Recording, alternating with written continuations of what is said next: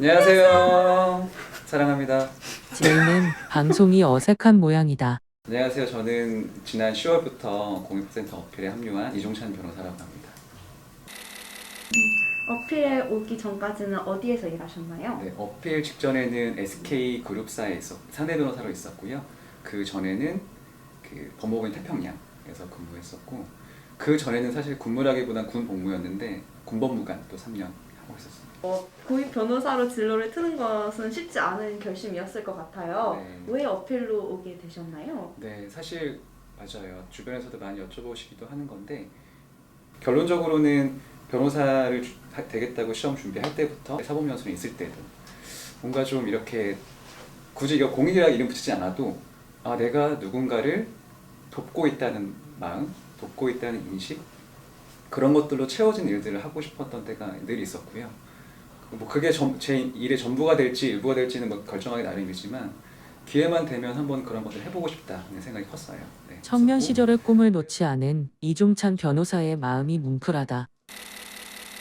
그래서 그거에 대한 이제 답이 이제 왜 어필인가에 대한 답변인데, 사실 저는 그 전까지 제 베이스는 기업 법무였어요. 기업 법무였고 주로 M&A나 아니면은 굳이 M&A까지 안 가더라도 회사에 관련된 법률을 다루는 일을 한 10년 가까이 했는데, 그런 사람이 왜 난민일을 해요? 라는 질문을 정말 많이 받았거든요. 저도 사실은 그 부분에 대해서는 여전히 정리해 나가고 있는 중인데, 어필에 제가 갈 수도 있겠다는 마음이 든 순간부터는 사실은 쭉 어필에 가고 싶었어요. 제가 그 전까지 되게 목말라하고 하고 싶어 했던 어떤 누군가를 돕고 누군가에게 힘이 되는 어떤 직업으로서의 그런 삶을 구현하시는 데 있어서 부럽게, 가장 최적화되게, 그리고 가장 따라하고 싶게 하시는 분들이 여기 모여 계셨고, 저는 그 과정을 이제 오래도록 후원하고 옆에서 지켜보면서 그런 확신이 좀 있었고요. 그래서 그런 분들이 계시다고 하니까 그 일의 종류가 비록 좀 새롭고 어려워 보여도 한 번쯤 가서 배울 수 있지 않을까 하는 생각이 들었고, 또 다행히 그 시기에 만났던 제 동기들이나 친한 형들이 10년 차쯤 되면서 좀 잡을 바꾸는 일들이 좀 옆에서 보게 됐거든요. 근데 그분들도 똑같이 이렇게 막 송무 한 번도 안 해본 분들이 송무 변호사를 막 하시기도 하고, 갑자기 형사사건 변호도 하고 이런 것들을 옆에서 봤어요. 또 그런 것도 좌충우돌했지만 잘 적응해 나가신 걸 봤고, 그런 거 보면서 업무가 새로운 것 자체는 허들이 될 수 있지만 큰 허들은 아니고, 결국 내가 뭘 이 시기에 제일 하고 싶지? 라고 했을 때 1번이 어필에서 일해보는 거였어요. 그래서 너무 많이 길어졌는데 아무튼 그래서 어필해 왔습니다. 이종찬 변호사의 새로운 도전이 기대된다. 그러면 현재까지는 어필에서 즐겁게 일을 하고 계신가요? 네, 정말 좋고요. 그러니까 그런 건 알게 됐어요. 결국에 일한다는 거는, 그리고 뭔가 이렇게 의미 있는 걸 한다는 거는, 그러니까 과정 전체가 다 즐거워야 한다든지, 아니면 과정 전체가 뭔가 다 의미로 충만해야 되는지 그럴 필요는 없다는 거를 사실 느끼고 있는데, 이거는 제가 얼마 전에도 저희 와이프랑 한 얘기인데, 최근에 취미로 등산을 하려다가 조금 하다 다시 추워서 못하고 있지만 아무튼 하면서 느낀 거는, 등산 너무 좋은 취미고 가서 올라가서 보면 너무 즐겁고 내려올 때 그 막 충만한 보람이 있거든요. 근데 올라갈 땐 진짜 힘들어요. 올라가는 행위 자체는 되게 힘들어요. 춥기도 하고 덥기도 하고. 근데 저는 어필에서 일하면서 뭐 몇 개월 안 됐지만 그걸 느낀 것 같아요.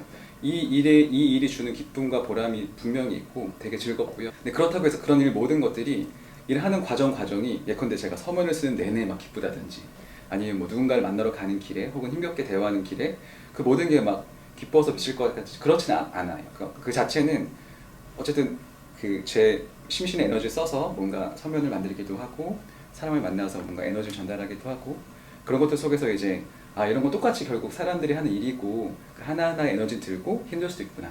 그건 근데 너무나 당연한 것이고, 왜냐하면 그거를 사실 할 수 있기 때문에 제가 이 일에서 보람을 느끼는 거거든요. 그냥 누구를 만나도 즐겁고 누구를 만나도 너무 편하고 아무것도 아니면 사실 그거는 보람으로 이어지기 쉽지 않은 것 같아요. 그냥 편안한 상태 그 자체일 뿐인 거지. 그래서 저는 어필에서 되게 어쨌든 누군가를 만나서 제 에너지를 전달하고, 혹은 법원에 호소하는 데 제 에너지가 들어가고, 정부나 국회에 호소하는 데 에너지가 들어가고, 그 들어간 에너지가 어떤 좋은 결과로 나타나는 것들을 보는 거, 이 과정 자체가 되게 주는 보람이 있어서 이런 거를 보통 사람들이 말하는 일의 즐거움이라고 하는가 보다라는 걸 좀 느끼고 있고요. 그래서 한편으로는 그런 게 있어요. 여기 계신 분들 정말 많이 고생하시는구나. 아까 말한 것처럼 등산 너무 재밌지만 올라가는 게 힘든 것처럼 여기 와서 보니까 정말 다들 동네 뒷산이 아니라 약간 히말라야 이런 데 올라가신 분들 같아요. 정말 고생 많이 하고 계시고 힘겨워 보이는데 한 분 한 분 갖고 있는 그런 어떤 일에 대한 어떤 그런 충만한 보람, 충만한 기쁨 이런 것들을 저도 같이 좀 느낄 수 있어서 3개월 짧았지만 재밌게 보내겠습니다. 네. 다음 질문. 공익 변호사로 새로운 도전을 꿈꾸는 사람들에게 하고 싶은 말이 있으신가요? 아, 네. 사실 뭐 새로운 일을 하는 거에 있어서 너무 두려워하실 필요 없다는 거 첫 번째로 말씀드리고 싶었고, 왜냐하면 저도 여전히 아직 배우고 있는데 배우면서 하면 되는 것 같아요. 그거는 비단 공익일 뿐만이 아니라 변호사로서는 언제든지 설령 직장을 안 바꾸더라도 그 안에서도 여러 가지 변모가 있거든요. 저도 그런 과거의 경험들이 있었고, 또 직장을 바꾸더라도 그게 굳이 공익이 아니더라도 완전히 안 해본 일을 하게 되는 경우가 정말 많을 것 같아요. 공익 변호사로서 하는 것도 그런 맥락에서 크게 다르지 않다고 생각하셨으면 좋겠고, 진짜로 진지하게 이런 일에 대해서 좀 생각하고 계신 분이 계시다면 어쨌거나 이 일을 지속적으로 하려면은 경제적인 기반도 필요하고 또 이게 계속 할 수 있겠다는 어떤 미래에 대한 그림도 그려져야 된다고 생각을 해요. 그런 면에서 가족이 계시다면 가족과 혹은 혼자 계시다면 혼자 스스로의 어떤 계획들을 세우실 때 내가 언젠가는 이 일을 할 수 있을 텐데 그런 기회가 올 텐데 그때 내가 이걸 잡으려면 뭘 지금 하고 뭘 하지 말아야 될지에 대해서는 좀 기준을 세우시고 그거에 따라서 하다 보시면 기회가 올 때도 있고 그 기회를 잡을 수도 있지 않을까 하는 생각이 들고요. 이런 게 저한테는 되게 그 당시 그거 결정할 때는 별거 아닌 것 같았지만 지금 이런 삶을 살게 결정함에 있어서 되게 중요한 디딤돌이 됐거든요. 그래서 그런 것들을 돌이켜보면 결국에는 새로운 일을 너무 두려워할 필요 없다. 그리고 새로운 일을 하고자 할 때 혹시 걸림돌이 될 만한 것들이 나중에 생길 수 있으니 그런 것들은 미리 이렇게 좀 치우면서 살면은 좀 더 좋겠다 하는 정도 조언을 드릴 수 있을 것 같습니다. MBTI가 제이다운 답변이었다. 그러면 이종찬 변호사님이 그리는 10년 후 변호사님의 미래는? 10년 후. 네, 10년이 정말 금방 가는 것 같아요. 그래서 지금 얘기하는 게 까마득한 미래는 결코 아니라는 생각이 드는데 아무튼 어떤 직장에 있든지 간에 좀 지금 하고 있는 일의 어떤 연장선에 있는 일은 하고 싶어요. 그러니까 저도 그런 게 있더라고요. 아까 제가 제 그 전 배경이 기업법 이런 게 좀 있다고 했잖아요. 그 기업 업무를 하면서 옆에서 로펌에서 볼 때도 그렇고 회사 안에서 볼 때도 그렇고 주로 그런 사업하시는 분들 M&A도 같이 옆에서 해보고 하다 보면 제가 이런 걸 옆에서 도와주는 사람이 아니라 막 그냥 사업을 하고 싶은 막 생각이 들 때가 있어요. 그래 내가 이런 조력만 하는 어떤 스텝이 아니라 내가 한번 사업을 해보고 싶다. 이런 마음 한 번씩 다 누구나 가지시거든요.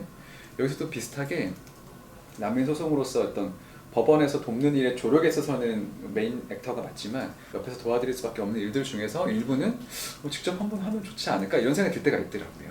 그래서 예컨대 난민분들이 한국에 정착함에 있어서 도움을 요청할 때 어디 건너 요청할 수밖에 없는데 내가 직접 누군가 아는 사람이 있거나 혹은 아니면 제가 무슨 사회적 기업을 뭔가 하나 해가지고 이렇게 고용을 한다든지 그러니까 변호사가 평소 하지 않는 업무지만 꼭 도움이 필요할 수 있는 어떤 영역에 제가 개척을 뭔가 해가지고 뭔가 그런 걸 하면 좋겠다는 생각이 들기도 하고요. 어쨌거나 이 세상에서 돈이 여기저기 흘러다니는데 그 돈의 흐름이 좀 더 좋고 아름다운 곳에 흘러갈 수 있게 돕는 일도 할 수 있으면 좋고 여러 가지 생각들을 많이 하고 있어요. 그의 큰 꿈은 꼭 이뤄질 것이다. 어필의 이일 변호사님과 대학교 선후배, 사법연수원 동기, 그리고 연수원 룸메이트라고 들었습니다. 네. 질긴 인연입니다. 네. 네. 대학교 시절 이일 변호사님은 어떤 분이셨나요? 대학교 20년 넘게 지났는데 대학교 때와 지금 제일 덜 바뀐 사람 하면 아마 이일 변호사님인 것 같아요.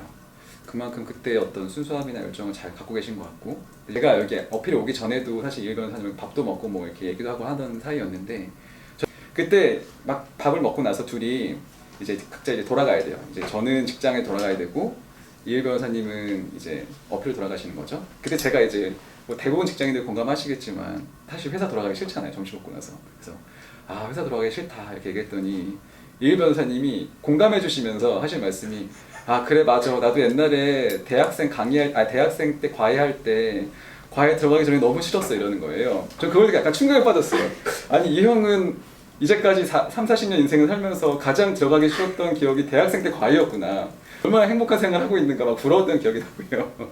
물론 되게 힘들게 일하시고 너무 어려운 거 아는데 자기가 원하고 자기 하고 싶었던 걸 하시니까 사실 하기 싫었던 기억은 저 멀리 대학교 때 과외 갔던 기억인 거예요. 그게 되게 인상적이었던 기억이 여전히 나고, 원래 대학생 때부터 뭔가 하고 싶어 했던 일들을 그걸 이제 법률가의 형태로서 하고 계시고 지금도 그걸 잘 하고 계셔서 되게 좋다, 존경스럽다 하는 얘기를 먼저 말씀드리고요.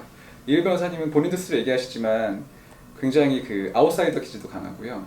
그리고 뭔가 그 음악에 대한 열정, 예술에 대한 열정이 있으신 분이에요. 그래서 대학 1학년, 2학년 때는 막 염색도 막 하고 다니시고, 가장 인상적인 건 여기 그 빨갛게 염색하고 이렇게 헤어핀을 꽂고 다니셨을 때, 그리고 기타 메고 앰프 들고 다니고 그랬던 모습 봤던 게 제일 기억에 남습니다. 네, 락커에서 락커. 이 사진 이일 변호사. 그는 대체 무엇이었을까? 다음 이야기. 써니 인턴이 갑자기 딩동댕을 꺼낸다. 무엇을 하려고 하는 걸까?